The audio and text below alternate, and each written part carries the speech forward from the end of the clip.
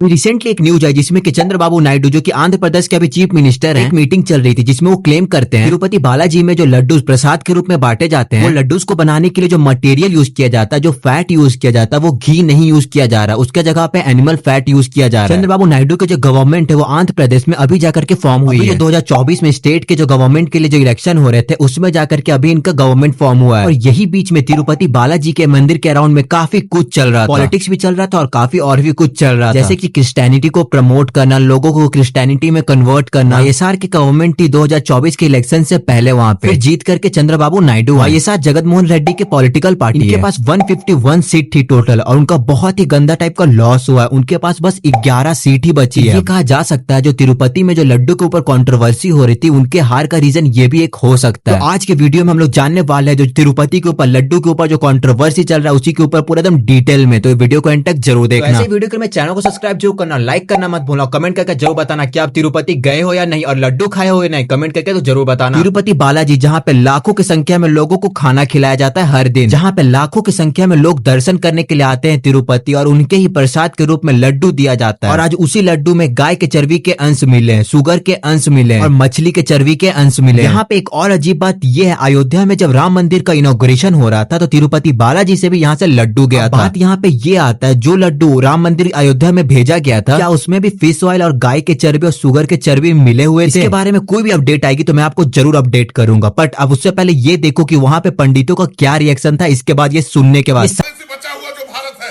इसको हिंदू राष्ट्र करो, हिंदू राष्ट्र करो, नहीं तो 100 करोड़ हिंदू हथियार उठाएगा।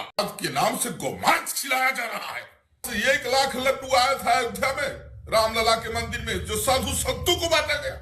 अरे कुछ जानने से पहले हम ये समझते हैं तिरुपति बालाजी में जो लड्डू बनता है उसका प्रोसेस क्या है। मैं आपको सबसे पहले ये बता दूं, ये जो लड्डू का प्रसाद है तिरुपति का ये 300 साल पुराना है। तिरुपति में जो भी श्रद्धालु आते हैं उनको ये लड्डू 1715 से ही मिल रहा है। ये जो लड्डू जहाँ प्रिपेयर किया जाता है उसका एक स्पेशल किचन होता है जिसको हम लोग पोटू कहते हैं। यहाँ के जो लड्डू मेकर रहते हैं लड्डू बनाने से पहले वो अपने पूरे बाल को ट्रिम करवा लेते हैं और उन्हें सिंगल क्लीन क्लोथ पहनना पड़ता है, तब जाकर के उन्हें इजाजत मिलता है किचन में जाने के लिए लड्डू और बनाने के लिए। जो पहला लड्डू आता है उसको डायरेक्ट ऑफर किया जाता है भगवान को और वही लड्डू को सारा प्रसाद में मिक्स कर दिया जाता है और वही सारे श्रद्धालु को बांटा जाता है। जब आप तिरुपति जाओगे तो आपको तिरुपति के अंदर जाने के लिए आपको एक टिकट लेना पड़ता है। जब आप एग्जिट करोगे तो टिकट दिखाने के बाद ही आपको वहाँ पे एक लड्डू फ्री में मिलता है प्रसाद के रूप में। और जो लोगों को एक्स्ट्रा लड्डू चाहिए रहता है उसको पर लड्डू के लिए 50 रुपया पे करना पड़ता है। एक बात मैं आपको और बता दूं, तिरुपति लड्डू को जीआई टैग मिला हुआ है, मतलब कि पूरे देश में तिरुपति लड्डू नाम के लड्डू कोई भी नहीं बेच सकता, ये बस आपको तिरुपति के मंदिर में ही मिलेगा। आप जानते हैं लड्डू को बनाने के लिए इंग्रेडिएंट्स क्या क्या लगते हैं? लड्डू को बनाने के लिए लगते हैं घी, बेसन, चीनी, इलायची और ड्राई फ्रूट। ये जो घी है इसी में गाय, मछली और शुगर के जो चर्बी है इसी में प्राप्त हुए, जो कि लैब रिकॉर्ड में भी दिखाया गया है। लड्डू बनाने के लिए घी को गर्म किया जाता है, उसी में बेसन की बूंदी को छानी जाती है, फिर उसी बूंदी को चीनी, इलायची और ड्राई फ्रूट में मिला करके लड्डू तैयार किया जाता है। इसी घी के लिए KMF मतलब कि Karnataka milk federation Nandini brand को कंट्रोल करती है और उसी से तिरुपति में घी लिया जाता है। नंदिनी के घी के प्रोडक्ट बहुत ही बेस्ट होते हैं क्योंकि यहाँ के क्वालिटी में बहुत ही ज्यादा ध्यान दिया जाता है। लेकिन होता यह है नंदिनी की मिल्क के प्राइस पिछले साल थोड़ी बढ़ा दी जाती है, जिसके कारण जो घी रहता है वो थोड़ा महंगा हो जाता है, जिसके कारण तिरुपति मंदिर जिसे कंट्रोल करती है TTD का मतलब होता है तिरुमाला तिरुपति देवस्थानम। तिरुपति ये शहर का नाम हो गया, तिरुमाला जहाँ पे ये मंदिर स्थापित है। TTD को मैंने आंध्र प्रदेश की रूलिंग गवर्नमेंट करती है। TTD जो कि वाईएसआर के जो कंट्रोल में थी पिछले साल, वो नंदिनी से घी लेने के लिए इनकार कर देते हैं, वो नंदिनी से घी नहीं लेते हैं, नंदिनी अपने घी के प्राइस को बढ़ा देती है। और ऐसा बताया जाता है वहाँ लड्डू बनाने के लिए हर दिन 400 से 500 किलो का घी इस्तेमाल किया जाता है। ऐसा ही बताया जाता है यहाँ पे साल भर में 5 लाख किलो घी का इस्तेमाल किया जाता है खाली लड्डू बनाने के लिए। TTD जो कि वाईएसआर के कंट्रोल में था उन्होंने घी खरीदने के लिए ऑनलाइन बिडिंग सिस्टम बनाते हैं, जो सबसे कम बिडिंग करेगा उसे टेंडर मिल जाएगा। ये तो नॉर्मल सी बात है, जो एकदम कम पैसे में घी देगा वो जरूर मिलावट भी करेगा घी में। तो जिसे टेंडर मिला था वो 350 रुपया किलो दे रहा था घी। खुद से सोच करके देखो 350 रुपया में घी कहाँ मिलेगा। ये पिछले साल ये ऑब्वियस हो गया था कि घी में जरूर मिलावट आने वाली है। बिडिंग सिस्टम जिसे कॉन्ट्रैक्ट दिया गया था घी के लिए वो अलग अलग टेंडर से घी लेता था और तिरुपति में जाकर के पहुंचाता था। एक मैं इंटरेस्टिंग फैक्ट बताने वाला हूँ, इसे आप ध्यान से सुनिएगा। 2022 में TTD जो कि तिरुपति बालाजी मंदिर के जो देखरेख करता है एग्जीक्यूटिव ऑफिसर धर्मा रेड्डी को बना दिया जाता है वाईएसआर गवर्नमेंट के थ्रू। इस साल ऑपोजिशन के लीडर कंप्लेन भी करते हैं धर्मा रेड्डी वाईएसआर के साथ 9 साल से काम कर रहा है। पहले भी ज्वाइंट एग्जीक्यूटिव ऑफिसर बनाया गया था 2005 में और 2019 में। जो ज्वाइंट एग्जीक्यूटिव ऑफिसर होता है ये एग्जीक्यूटिव ऑफिसर से एक पद नीचे होता है। धर्मा रेड्डी को जगनमोहन रेड्डी और उनके फादर रिकमेंडेशन से बनाया गया था। और ऐसा बताया जाता है धर्मा रेड्डी के बहुत ही बड़े बड़े लोगों से कनेक्शन थे, जिसके थ्रू उन्होंने वाईएसआर को हेल्प करते हैं अपने गवर्नमेंट को फॉर्म करने के लिए। यहाँ का रूल ये है कि 3 साल में इनका पोस्ट हो जाना चाहिए, लेकिन फिर भी यहाँ को पोजीशन में बनाया रखा गया धर्मा रेड्डी को। ये सारे से तो एक फैक्ट बन रहा है कि धर्मा रेड्डी ने वाईएसआर को हेल्प किया, वाईएसआर ने धर्मा रेड्डी को हेल्प की इनकी पोजीशन बनाए रख रहे हैं। क्योंकि 2022 से एग्जीक्यूटिव ऑफिसर धर्मा रेड्डी जब 2023 में नंदिनी से घी लेना बंद करके टेंडर के थ्रू 350 रुपया किलो में जब घी लिया जा रहा था, तो इसके ऊपर कंट्रोल किसका होगा? ऑब्वियसली धर्मा रेड्डी। बिना उनका परमिशन का कोई भी घी यहाँ पे इस्तेमाल नहीं हो सकता। जो घी में गाय की चर्बी थी, शुगर की चर्बी थी, मछली की चर्बी थी, इससे 2 पॉइंट निकल करके सामने आता है। पहला पॉइंट ये आता है कि धर्मा रेड्डी को सारा कुछ पता था, वाईएसआर के गवर्नमेंट को भी सारा कुछ पता था, लेकिन अपने प्रॉफिट की वजह से वो इसके ऊपर आवाज नहीं उठाए। दूसरा पॉइंट, आखिर इन्हें कोई भी आइडिया नहीं था कि चल क्या रहा है। दोनों पे आपका क्या ओपिनियन है मुझे कमेंट करके जरूर बताना। ऐसे ही इलेक्शन होते हैं, वाईएसआर सीपी हार जाते हैं, टीडीपी और जनसेना मिलकर के गवर्नमेंट फॉर्म करती है। सबसे पहला काम इन्होंने तिरुपति के जो धांधली हो रहे हैं उसके ऊपर काम करती है। वाईएसआर के हारने के बाद ही धर्मा रेड्डी छुट्टी पे चले जाते हैं। पावर टीडीपी और जनसेना के पास था, जो कि एनडीए के अलायंस में है। इन्होंने जयश्यामल राव को टीटीडी के न्यू एग्जीक्यूटिव ऑफिसर बना देते हैं। और ये जैसे ही पावर में आए तुरंत बोलते हैं कि धर्मा रेड्डी बहुत सारे घपले किए। ये भी बोलते हैं ये सारे के ऊपर जांच होगी। और जिससे 350 रुपए किलो घी खरीदा जा रहा था, वो कुछ कॉन्ट्रैक्टर को ब्लॉक भी कर देते हैं, मतलब कि उन्हें बैन कर देते हैं, उनसे घी वो नहीं लेते हैं। वो लोग मिलावट वाला घी दे रहे थे, क्योंकि ऐसा बहुत कंप्लेन आ रहा था। जैसा पहला लड्डू मिलता है वैसा लड्डू नहीं है, पूरा ही टेस्ट में अंतर है। श्यामल राव कुछ नए डीलर को लाते हैं जिससे वो घी लेते हैं, फिर उनके कुछ सैंपल लड्डू तैयार करते, फिर टेस्ट करके देखते कौन सा लड्डू का टेस्ट अच्छा रहेगा। तो पहले से घी सप्लाई कर रहा था, जिसको कि अभी तक ब्लॉक नहीं किया गया था, उनके सैंपल को भेजा जाता है लैब रिकॉर्ड के लिए। जब उसका रिपोर्ट आता है, वो देखने के बाद पूरा इंडिया में हड़कंप मच जाता है। पता चलता है कि इस घी में गाय के चर्बी, शुगर के चर्बी, मछली के चर्बी के तेल मिलावट है, और भी बहुत सारे मटेरियल और वेजिटेबल ऑयल इसमें यूज किया गया है। इसी के बाद चंद्रबाबू नायडू बताते हैं कि वाईएसआरसीपी की गवर्नमेंट ने हिंदुओं की आस्था से खिलवाड़ किया है। ये चीज को लेकर के जो वहाँ के कांग्रेस पार्टी है, वाईएस शर्मिला, जो कि जो पहले यहाँ के जो गवर्नमेंट है, जो उन्हीं की सिस्टर है, उन्होंने डायरेक्ट कह दिया अगर यहाँ पे हिंदुओं की आस्थाओं के साथ खिलवाड़ की गई है तो यहाँ पे सीबीआई के साथ यहाँ पे जांच होना चाहिए। क्या ऐसा सच में हुआ है? अब ये मुझे जरूर बताइएगा। जो ये सिचुएशन हिंदुओं के साथ हुआ, अगर कोई और रिलीजियस के साथ होता तो क्या यही सिचुएशन होता? ये सारे चीज पे आपका क्या ओपिनियन था मुझे कमेंट करके जरूर बताना, और ऐसे वीडियो के लिए मेरे चैनल को सब्सक्राइब जरूर करना और लाइक करना मत भूलना।